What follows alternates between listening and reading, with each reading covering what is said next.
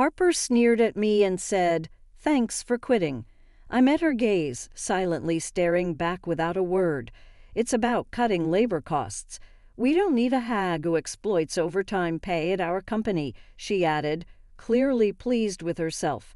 Tom seemed satisfied too. A week later, I received a call from the company. As soon as I picked up, the president's voice came through the line. "Who exactly are you?" he demanded. I laughed mockingly at his words. "I'm Ava," I replied. "I turned 59 this year and have been working at this company for 37 years, since graduating from college. Our company employs administrative scriveners, social insurance labor consultants, and tax accountants to handle clerical work for our clients. This is particularly popular with company presidents who run their businesses alone and lack time for administrative tasks. We take care of those tasks for them. I worked in the tax department and earned my bookkeeping and tax account qualifications during college, which is why I joined the company in the first place. Currently, I manage 45 clients, which keeps me extremely busy. Although a part-timer helps with the accounting entries, the workload is still overwhelming. However, I refuse to show any weakness. Our clients have been with us for a long time, and many have faced their fair share of hardships. Seeing them deal with adversity motivates me not to give up. So here I am, sitting in front of my computer again today. Lately, I've been troubled. Tom and Harper have been subjecting me to insidious harassment. Tom, who is 7 years younger than me, is the head of the tax department. He used to be just a regular colleague, but his attitude changed drastically 3 months ago when he got promoted. He used to speak politely, but suddenly started talking down to me. "Ava, what are you doing? You've got some nerve slacking off during work hours," he'd say, always either sarcastic or complaining. "I'm looking at documents for tax-saving strategies for our clients," I would retort, but Tom remained unfazed. "Just check the manual for that. Don't do anything unnecessary, and if you end up working overtime, don't expect to get paid for it." Tom glared at me, his words filled with disdain. Unable to respond, I turned to Harper, Tom's assistant. She chimed in, "Ava, you should work more efficiently. At this rate, you'll never finish. That's why you're still a rank-and-file employee." Harper laughed mockingly. I was the first to be offered the promotion to department head, but I declined. Taking the head position meant more management responsibilities and less interaction with clients. However, this was an internal offer, so Tom and Harper don't know about it. "I'll make sure to complete my regular duties as well," was all I could manage to say. Still, Tom and Harper's harassment continued. "You're increasing overtime again." "What a waste." Tom's angry voice echoed through the office. "Ava, cut it out. Your constant overtime is dragging down the whole tax department's performance." Harper sighed. The reason for yesterday's overtime was simple. Tom had accumulated a month's worth of declaration forms that needed to be filed by the end of the month. After work yesterday, Tom suddenly said, "Take care of these," and left several client files on my desk. I turned when I saw the files. "Wait, these all have deadlines this month, right?" I asked, confused. By then, Tom was already nowhere near. Looking for him, I saw he was already packing up at his desk. "I'm heading out." "Take care," he said, and quickly left the office. "Good luck." Harper followed Tom out, laughing mockingly. Unbelievable. I sighed and opened the client files left on my desk. Moreover, some of the files were Harper's responsibility. I sighed even deeper. I knew why Tom was harassing me. They wanted me to retire quickly. I have more experience and deeper knowledge of taxation than he does, so other members of the tax department come to me with their questions instead of Tom. There are other reasons why everyone avoids Tom. He looks greasy and unapproachable, and the only female employee who stays near him is Harper. Tom likes young women, which is probably why he wants me to retire so the other female employees will rely on him more. It's such shallow thinking it gives me chills. There's also the fact that he simply doesn't like me. Harper was harassing me to curry favor with Tom. Tom evaluates the performance of the tax department, so she probably wanted to undermine me to get a good evaluation from him. Anyway, I have to manage these declarations. Not only do I have to prepare the tax declarations for my assigned companies, but it looks like I won't be able to finish today's work either.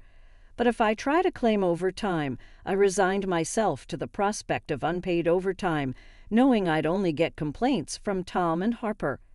Then one day I was suddenly called into the president's office. Our company had just undergone a change in leadership.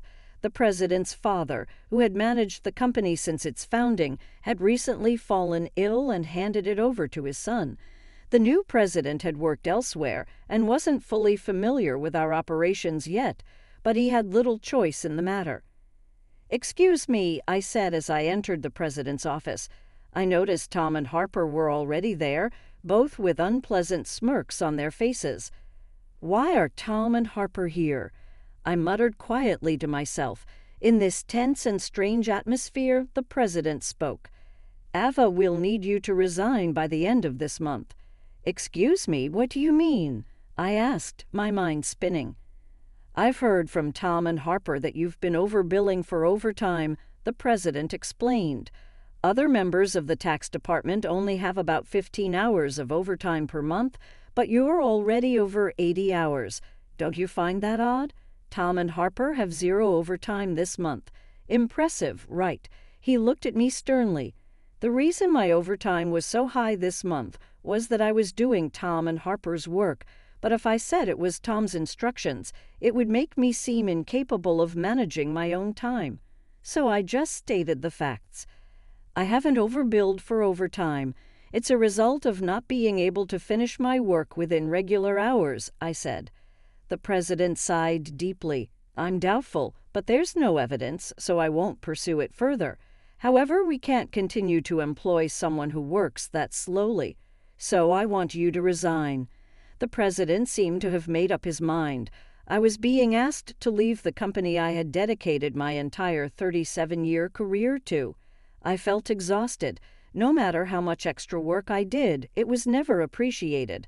Instead, I ended up taking on Tom and Harper's tasks as well. "Yes, I understand. I'll resign at the end of this month," I found myself saying to the president. I glanced at Tom and Harper, who were smiling smugly, clearly pleased with the outcome. After leaving the president's office, Harper looked at me and said, "Thanks for quitting," sneering as she met my gaze. I silently stared back at her. Tom gave me the same condescending look. "We're cutting labor costs. We don't need a hag who exploits overtime pay at our company," he added, clearly pleased with himself. While watching the two of them chatter cheerily, I thought about the handover process and began creating the handover documents for all my clients. Of course, I didn't miss saying goodbye to the people I was handing over to. For the clients I couldn't meet in person, I sent letters informing them of my successor. A week after I resigned, I was finally relaxing at home. I had been busy with the handover until my last day and had been extremely busy even before that. A little relaxation seemed well-deserved. Just as I was thinking this, my mobile phone rang. The call was from the company. What could they want now? I made sure to take care of the social insurance procedures. I didn't answer the phone initially, but then the company called several more times. In fact, I had also received several calls from Tom and Harper's personal mobile phones. Perhaps they thought I'd answer if the call came directly from them. Reluctantly, I decided to pick up. "Hello, Ava, it's a mess right now." As soon as I answered, the president's voice came through. "Who exactly are you?" I laughed mockingly at his words. "Who am I? Just an unemployed lady. I've resigned from the company and I'm nothing else right now." The president spoke urgently. "Since you left, we've had 49 calls to stop transactions with the company. Please come back immediately." He finished speaking and hung up. He must be really panicked. I guess I have no choice. I got up reluctantly and headed to the company. As soon as I arrived, I saw Tom and Harper waiting. Their faces were pale, and they both had dark circles under their eyes. "What's wrong with both of you?" I asked, surprised at their drastic change in appearance. Tom glared at me. "Since you left, we've been getting calls one after another to stop transactions, not just from your clients, but from prospective companies we were planning to introduce. What did you do?" Harper looked at me with suspicion. "I never thought Ava would do something so underhanded. I'm truly disillusioned." The reason they both looked so haggard was probably due to dealing with all the cancellations.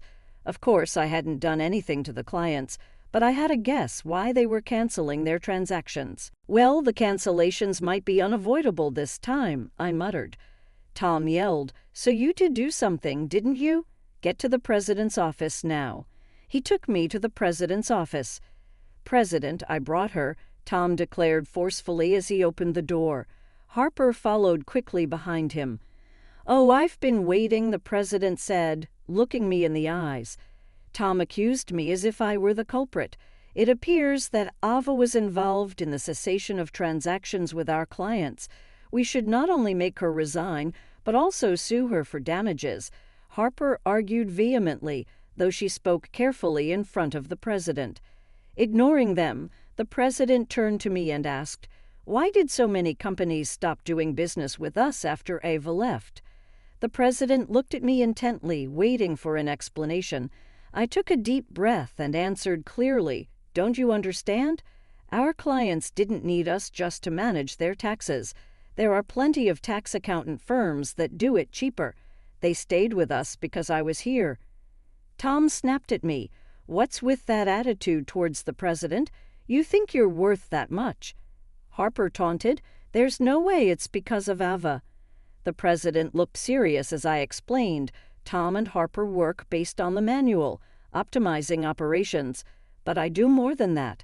I offer tax-saving strategies tailored to each client's situation. Uniform responses don't always serve the client's best interests. Many clients preferred my approach and stayed because of it." Tom was furious.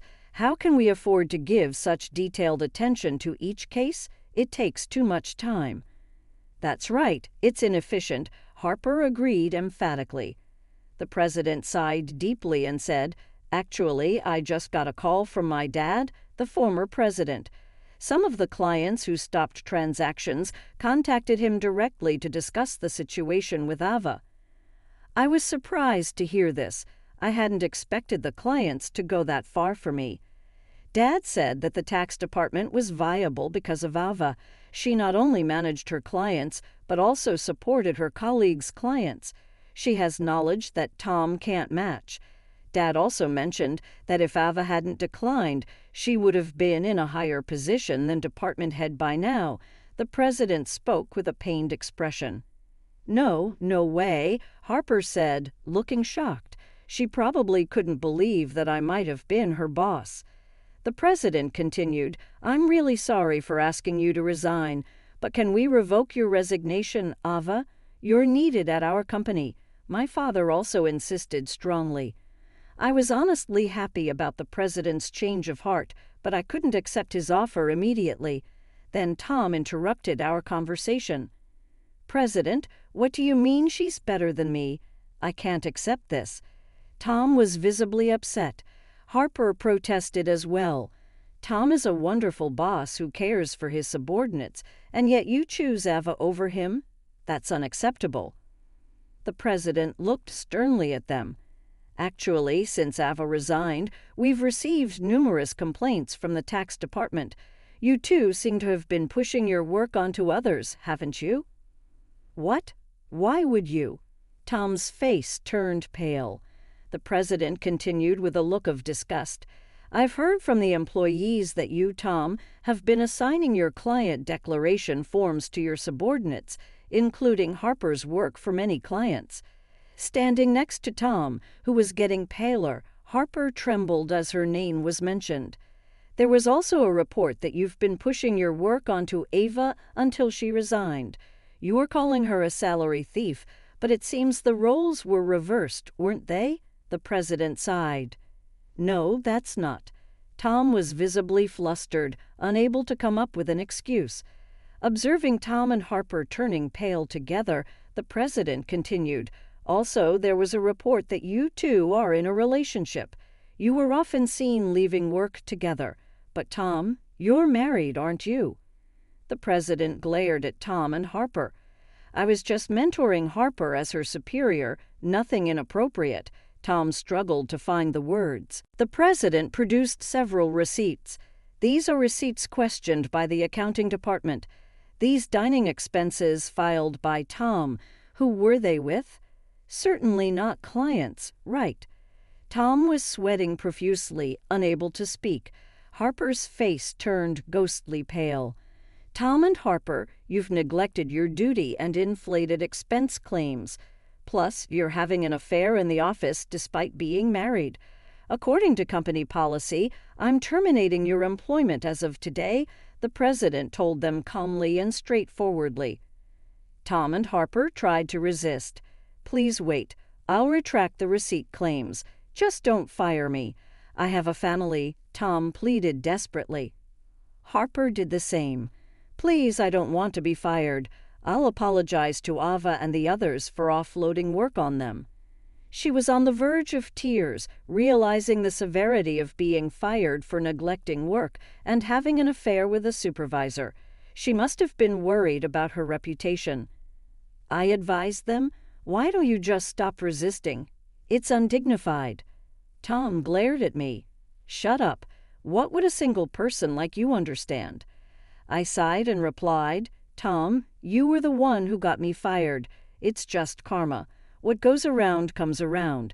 Why don't you take some responsibility and reflect a bit?" "Damn it," Tom looked frustrated, and Harper bit her lip.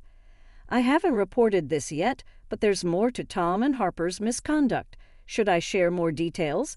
I asked the president with a smile. Tom and Harper's behavior was well known in the tax department. Their stories had reached me whether I liked it or not. "No, please don't, Ava. Stop," they both pleaded frantically, trying to stop me. I gave them an ultimatum. "Wrongdoings eventually come to light. It would be better for you to face reality before it gets worse." At my words, both of them collapsed to their knees. Ultimately, Tom and Harper were fired on the spot. I revealed their misdeeds afterward, which included Tom faking business trips to spend time with Harper and harassing employees they disliked into quitting. I tried to help those employees, but Tom and Harper's tactics were insidious. They repeatedly reprimanded and pressured employees out of my sight. It was also common for them to suddenly assign work with tight deadlines. The employees who resigned had asked me to keep quiet, but now they are happily working at other companies, so I decided it was okay to speak up. The president was furious at my revelation. He expressed his anger about cutting their final salaries and planned to thoroughly investigate past inflated expense claims. Tom was begging the president, tears in his eyes. "Please don't cut my salary. What will I tell my family if they find out?" Eventually, Tom and Harper's affair was exposed to Tom's wife, and he ended up getting divorced. The two are now facing claims for compensation in the divorce lawsuit. I know this because, for some reason, Tom contacted me. "Please, can you persuade the president to reconsider the firing? Harper and I are in a real bind now." Apparently, Tom and Harper are struggling to find new jobs. The tax industry is somewhat insular, and if you commit too many misdeeds, word spreads quickly through the industry's network. That's why no one is willing to hire them.